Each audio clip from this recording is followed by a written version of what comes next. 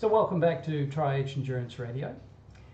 The lady smiling so nicely beside us is our guest for the day. It's Nathalie Marquet from Metasport. Welcome, Nathalie.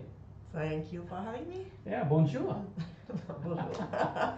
All right, well, we're very happy to have you here, and this is episode 21, and over the course of our episodes, we want to do a 360 of endurance sport, and not only the traditional sports, but on this particular occasion, we're looking at multisport, primarily triathlon, duathlon, aquathon, and so you've been in this game as in the event directing or in the events of triathlon for quite some time now, ever since the Tribob days.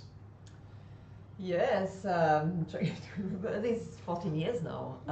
Yes, you're right to remember Tribob. Not a lot of people remember, but it was a bit of a pioneer company in Singapore in triathlon. In 2000, I think we started as providing coaching services in triathlon for Singaporeans and expatriates.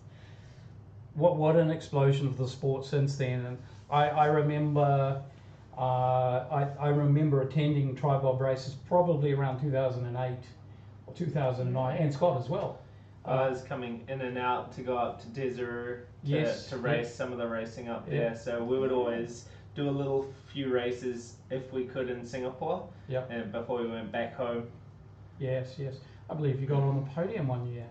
I think that was when my first year up in Singapore. One of the first years I was up there.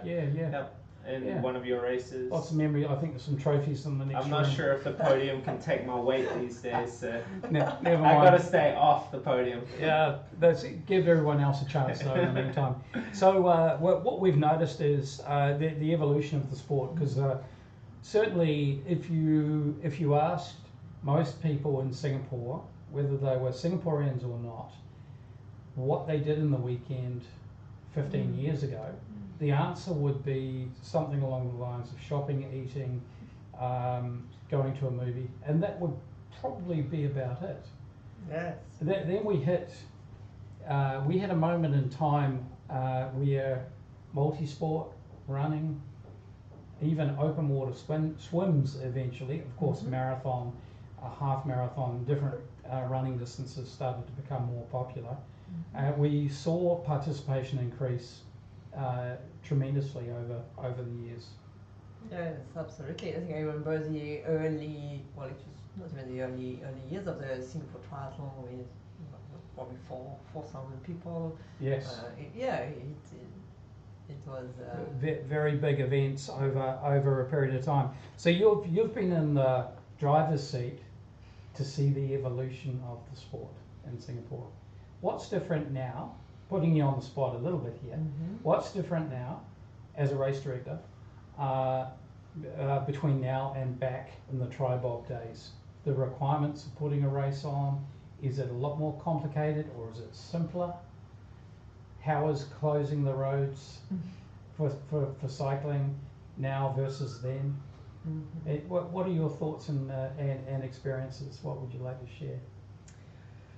It's definitely more complicated, I think, because we all know that it's become a bit of a saturated market in terms of endurance sport. So you have 2-3 running races every weekend, and the government, of course, is getting a little bit more difficult in terms of allowing road closure, and fair enough.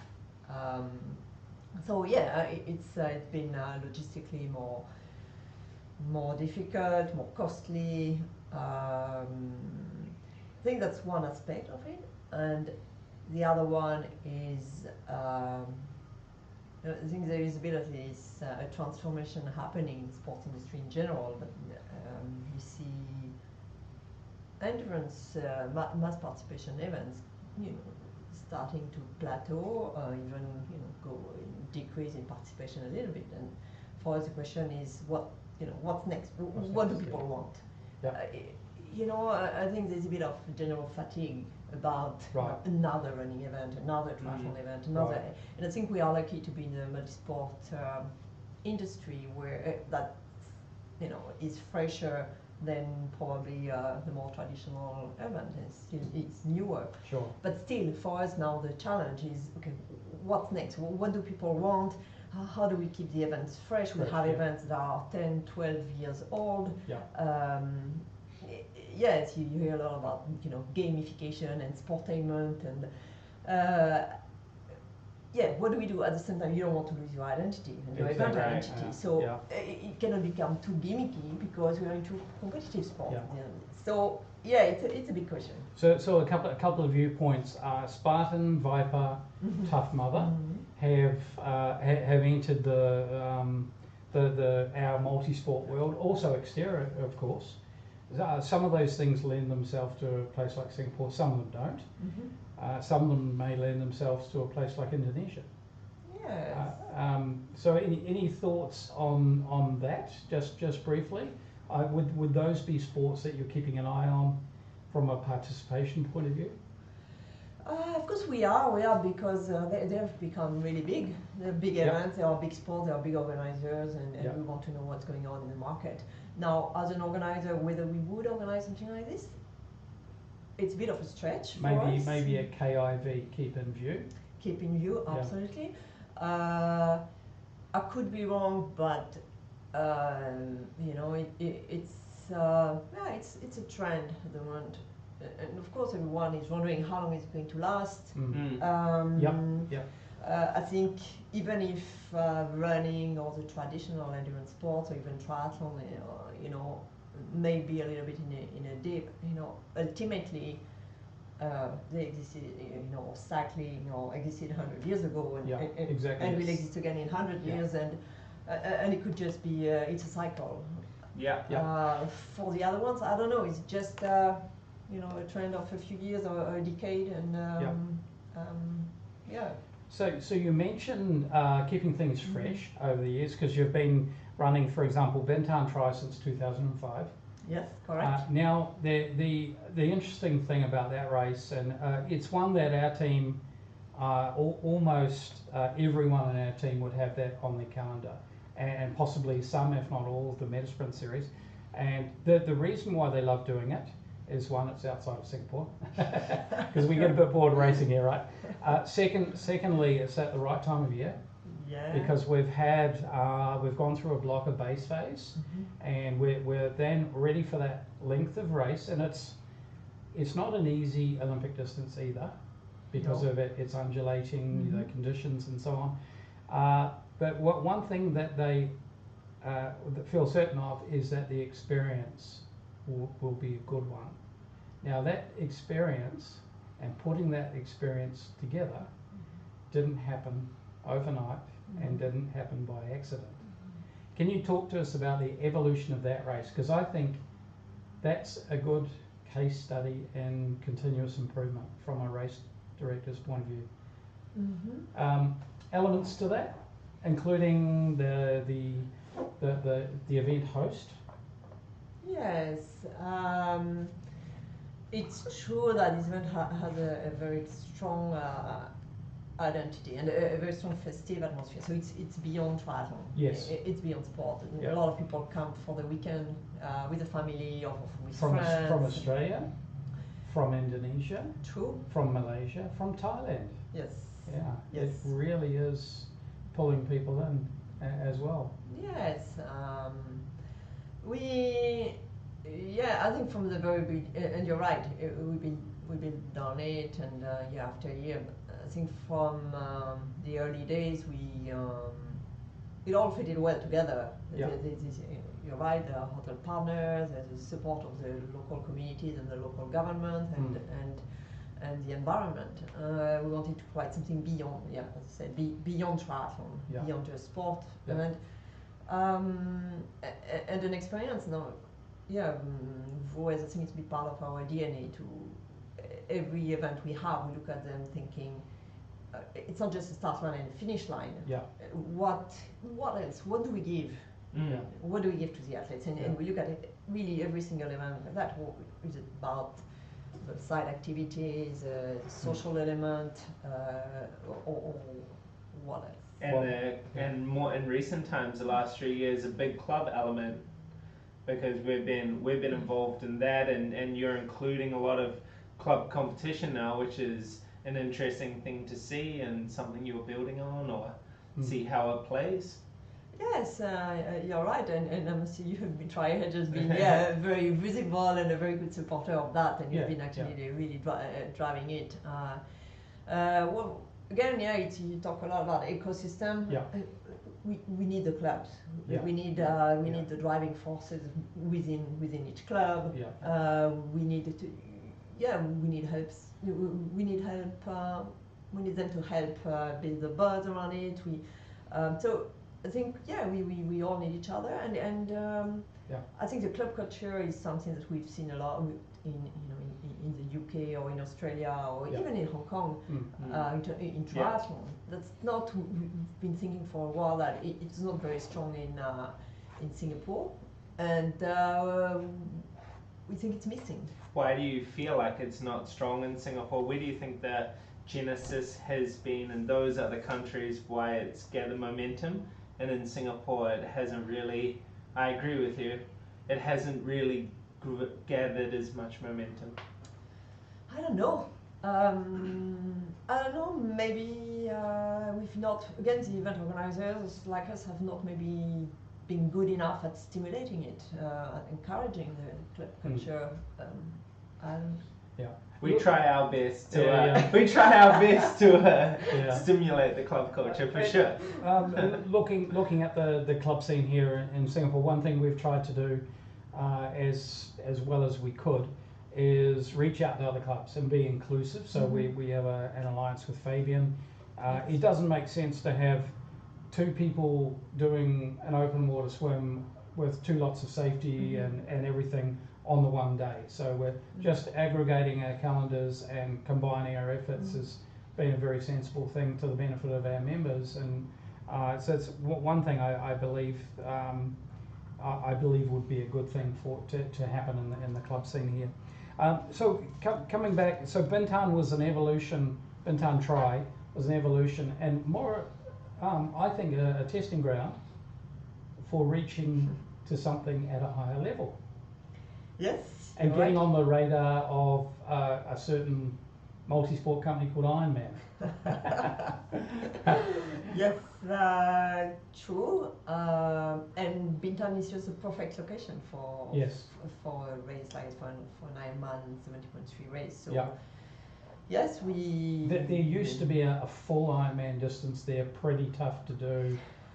Let's face it, it's a pretty tough one to do in Asia, right? In the heat.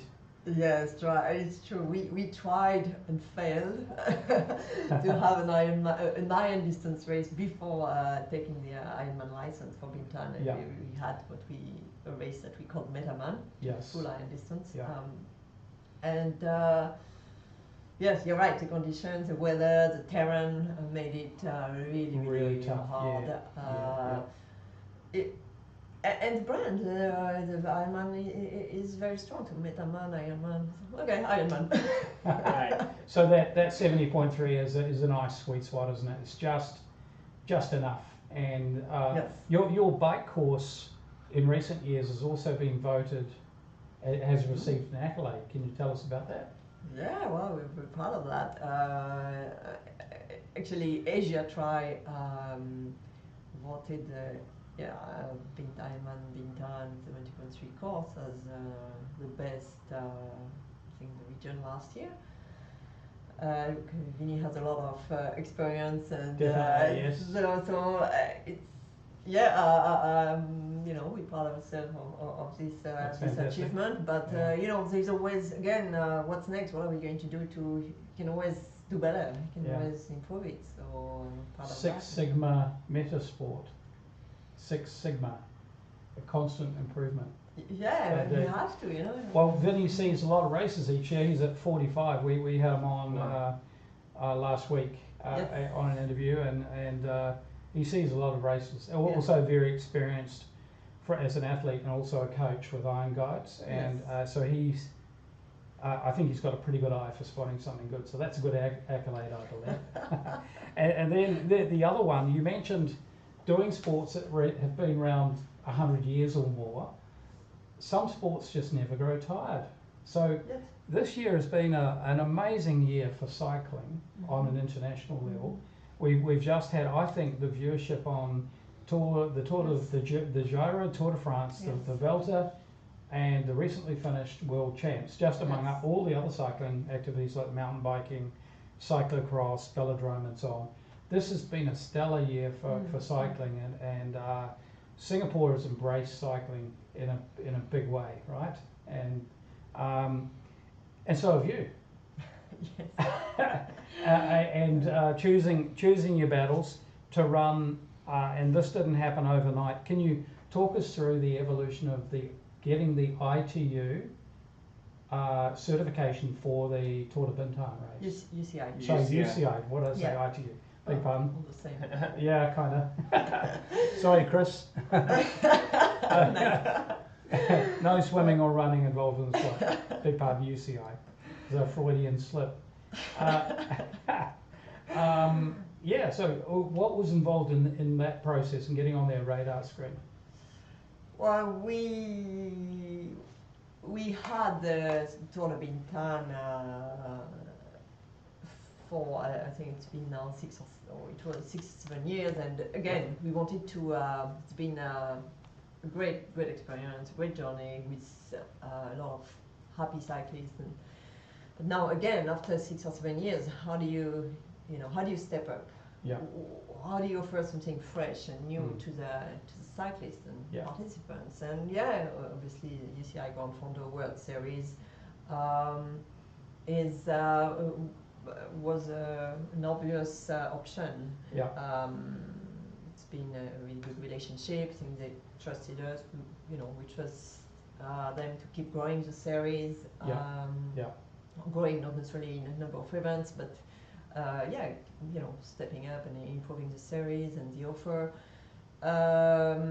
We felt that giving World Championship access to athletes based in Asia is lacking. Absolutely, and something we wanted to do. So putting all that together. We mentioned this, I think, I'm not sure if you brought it up with Chris, but I come from Triathlon New Zealand back in the day, and obviously there is an ITU World Championship for Olympic distance racing. Have there been discussions over the years about having one of your races to be an actual selection race for age group level athletes for ITU? Or has that never been tabled? Yeah, the background for that question is next year's ITU World Champs is in Gold Coast. Wow, what a perfect opportunity for Singapore to send 150 or 300 person team. Athletes, I mean, it could be amazing. 12 deep. Yeah, you have. I think it's for non-host countries. I believe it's 5 slots per age group per gender. Okay. So that's there's I don't know 10. Let's say there's 10 age groups, male and female. There's 100 slots perhaps. So any thoughts on that? And the other side of that question is, do you think we'll see any ITU World Cup racing here, and possibly even the return of the 70.3? Never. I tell you, Nickel Highway was a squeeze when it used to be here. That was for sure. Yeah, you're spot on. Yeah. It's the main challenge. Of course, there are a lot of talks, and everyone is talking about it and thinking about it and dreaming about it. Yeah. Singapore, I think it's a question of time. It's not whether it's going to happen. And the fact that Ironman's headquartered here must be a little bit of a fly in the ointment, an embarrassment, s'il vous plaît, that there is not an Iron event in the headquarters of Ironman for the region. That must be. We might have to go down to Geelong to do it. Get away from. The east is pretty busy and downtown is insane. So possibly it ends up in somewhere like Iskander. this is true. You could do an inter-border race. That'd be interesting. We can all imagine getting our passport checked on the way through. I mean, we might end up taking a very long time on the bike. Well, I think we've covered a lot today, and really the evolution of the quality of races in Singapore, which Metasport has represented. So we're as coaches that look to guide athletes about which races to go in, based on proximity of timing, of course, but also based on what the athlete experience is going to be. Certainly, the athlete safety is something that we'd also consider and look at. Because that's primarily our first charter is to keep people safe. We are really grateful that you're taking the effort to do what you're doing in this part of the world, and we look forward to the continued evolution of your sports. Not that you've told us too much about next year, and I think some of that will be off the record. Some of the camera is on. Yeah, sure. Some of that may be commercially sensitive. What do you feel? You did mention about what you think the future is for the sport. What are some of the thoughts that you think the future might be? Is it that we ride wind trainers in a closed off area with VR goggles on, or I know I'm shooting out there and way into the future, but what is the evolution? I think but that's me, that believer that you can't move away too much from your roots. Triathlon is triathlon. So yes, I think adding a bit of data and digital elements is the way forward, and that's what we are trying to do actually. Next year we're in the middle of planning some launches that will integrate with our events a lot more of that. Yes, yeah. At the end of the day, I believe in just the actual sport. The sport is a sport. Yeah. So, it's maybe more inclusive, finding ways to make it some shorter distances, and the population is aging. So what do you do for this part of the population? We talk a lot about the millennials. Okay, but it's not just that. It's what about so how do you make the sport more inclusive, more accessible, less daunting? How do you teach people to swim or give them the confidence that they actually can do it, they can swim? I think data, digital, added to that is that's what we like to do. Yeah, with Kona coming up in the not too distant future, it's becoming more and more of a digital event with camera and real-time data. Yes, and that should bring in more viewership as well. And if you could integrate that into local racing, or the other point I wanted to raise earlier was, do you think we're going to see drafted races in Singapore? Because what I like about this is, so ITU have announced sprint distance draft races. It means, folks, you better be a good swimmer, because if you miss the front pack, you're a goner. So it means that people's focus will really change, possibly, from becoming the fastest swimmer that they can in order to make front pack. And then it comes down to bike handling. Yes. Strength or weakness here in Singapore? Oh, weakness, I think, but I'm not an expert.